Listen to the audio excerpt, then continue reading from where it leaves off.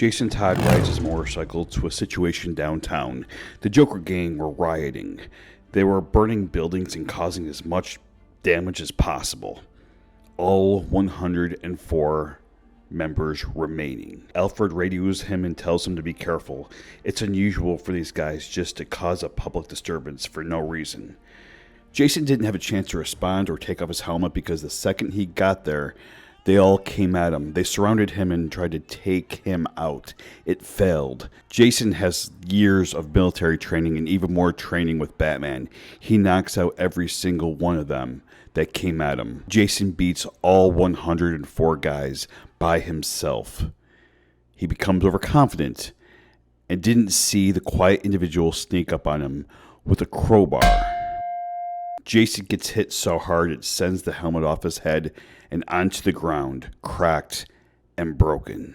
Welcome to Fantropolis. This is Chapter 1 of Rewriting the DCEU.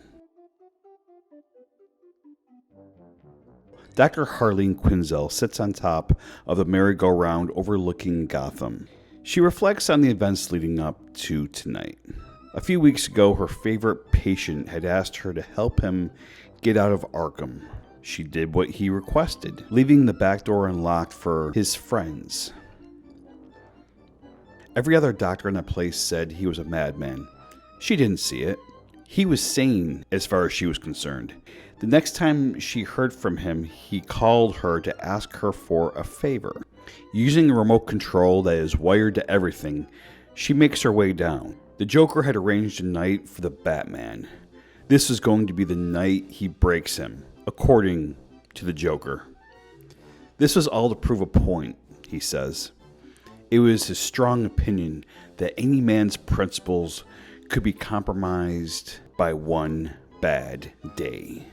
This is something she definitely wanted to do a thesis on. Harleen Quinzel has never done anything wrong.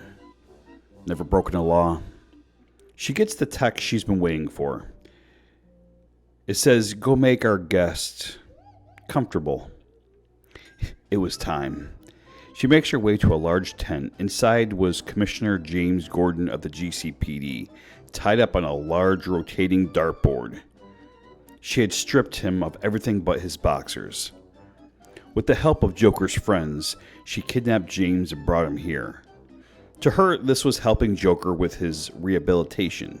Jim orders her to let him go. She pays no attention to his instructions and spins the wheel. "Time to win that little stuffed bear I always wanted," she says, throwing an axe. It hits Gordon's shoulder. He screams in pain. He says, "I think that a person that studied psychology would know when they become mentally ill themselves." Out of anger, she throws a hammer, and it breaks 3 of his ribs. To add insult to injury, she plays some music over the loudspeaker to turn this torture psychological. He refuses to give her any satisfaction, calling her Joker's tool. What was to follow hurt Gordon more than anything. Harley puts on a news report. "Commissioner Gordon's daughter, Barbara, has been shot and was in critical condition." Gordon says nothing. He just breaks down crying. Harley smiles and says, "You're just having a bad day, Jimbo." At the Batcave, Alfred is trying to help Bruce locate the whereabouts of James Gordon. He tells him that Jason isn't responding and his tracker is offline. Richard Grayson barges in. He had just received the news that his girlfriend had gotten shot. Putting on his Robin costume, he asks questions, but Bruce won't answer them. It was him, wasn't it? That damn clown. Not a word since he broke out of Arkham, and then he shoots Barb? He shouts in Bruce's face. "I'm going to do something you should have. Kill him." All Bruce has to say is, "I'm sorry." Not for anything Richard thinks. It's what he's about to do. With a little bit of knockout gas, he puts Richard to sleep. He catches him in his arms before he falls, placing him on a nearby bed. The same bed Bruce uses all for 4 hours of sleep. Alfred gives Bruce a look of agreement. Richard was too emotional to make any decisions. A news report plays. Commissioner Gordon has been found. He has refused medical attention and demands an interview first. He says the Joker and his new henchwoman will be brought to justice. Getting into the Batmobile, Batman drives off into the night. He seems calm, but inside, he's a mess.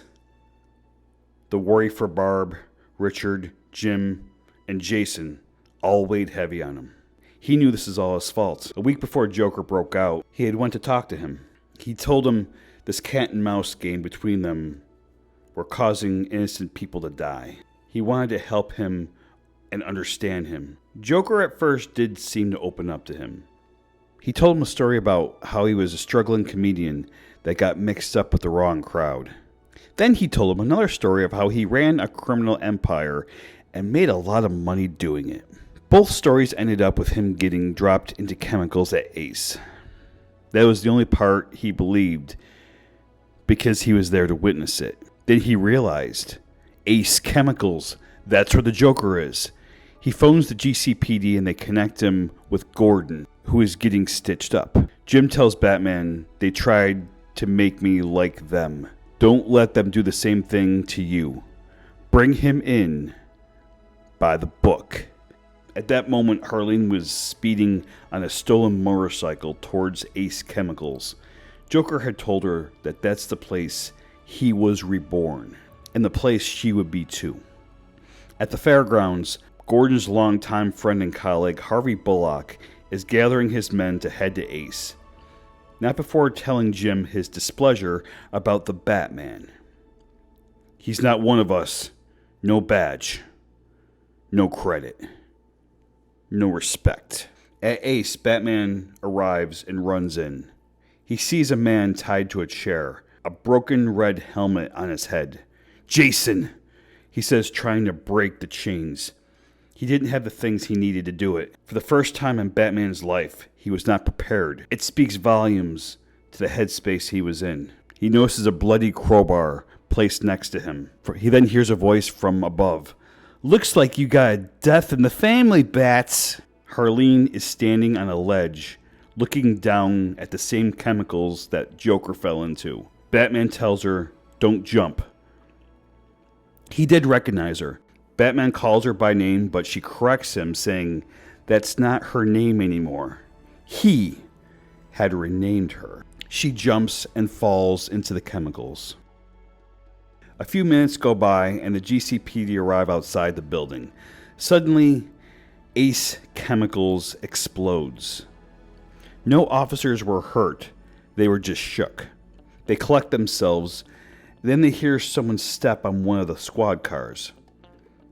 This was now the former Harleen Quinzel. She's dressed differently, still wet from the chemicals. This is Harley Quinn. She lays down on the police car and says, hello, boys. Come to arrest the little old me? No one has a chance to go for their guns. She smashes every single one of them with a baseball bat. Add murder to her rap sheet alongside kidnapping and grand theft auto. Harley skips away, whistling. Morning comes and Jim checks on his daughter, who is still in critical condition. Harvey visits and says how sorry he is. Jim looks up from his wheelchair and just asks what happened at Ace. Only part of Ace blew up. Harvey says when he got there, he and a few men took the back.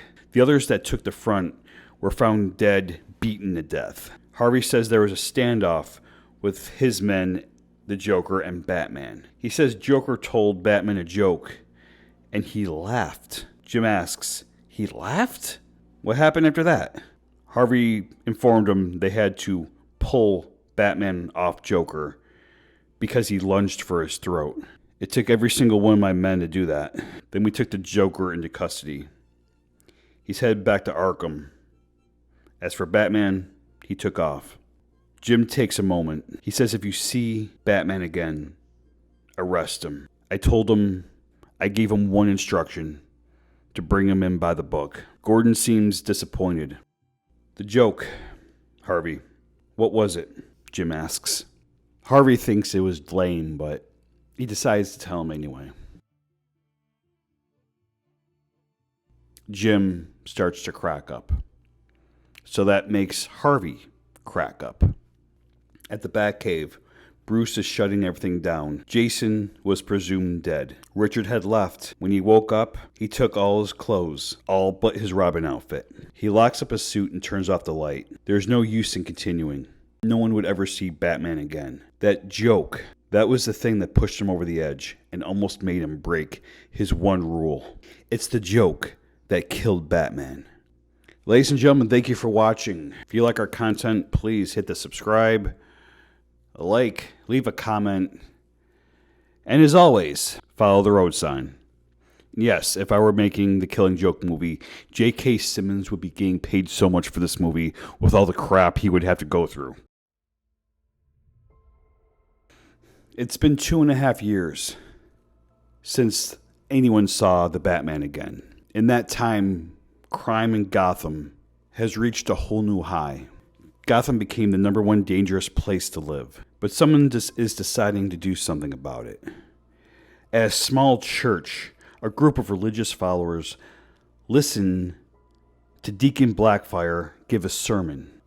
He says, "Brothers and sisters, Gotham is producing sinners on a daily basis. The time has come to take action." He introduces his adopted son, John Paul Valley. Blackfire tells him he will go on an excursion into the streets of Gotham. He will return with a clean soul and a new purpose. He hands him a steel sword. He uses it to paint the walls with the blood of the followers. This was his initiation to the thing John Paul had been wanting ever since he was a boy. The title and the mantle of Azrael.